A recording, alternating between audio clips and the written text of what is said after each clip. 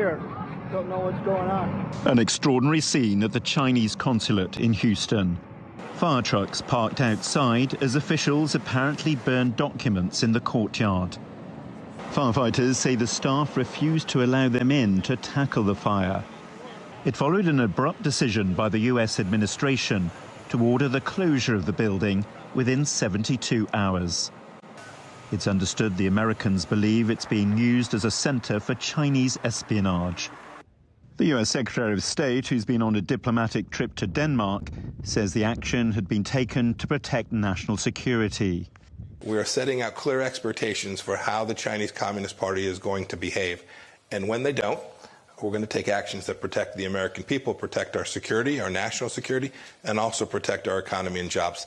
That's the actions that you're seeing taken by President Trump. We'll continue to engage in those. China denies the allegations and has denounced the order to close its consulate. It's a political provocation unilaterally launched by the U.S. side, which seriously violates international law, the basic norms governing international relations, and the bilateral consular treaty between China and the United States. China strongly condemns such an outrageous and unjustified move which will sabotage China-U.S. relations. But it appears Washington is determined to crack down on what it considers Beijing's attempts to destabilize the U.S. On Tuesday, it accused China of being behind a decade-long hacking operation into American businesses, research institutes, and political organizations.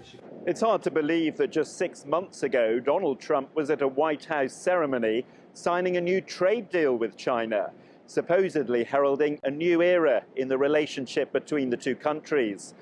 Well, that relationship has now completely unraveled.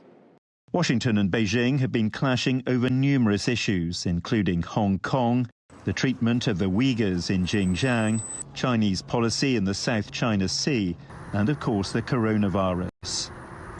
Some observers believe the administration's aggressive policy towards China is aimed at deflecting attention from Donald Trump's own handling of the pandemic. Whether or not that's the case, any reconciliation between Washington and Beijing seems highly unlikely, at least this side of the US election. Jon Brain, TRT World, Washington.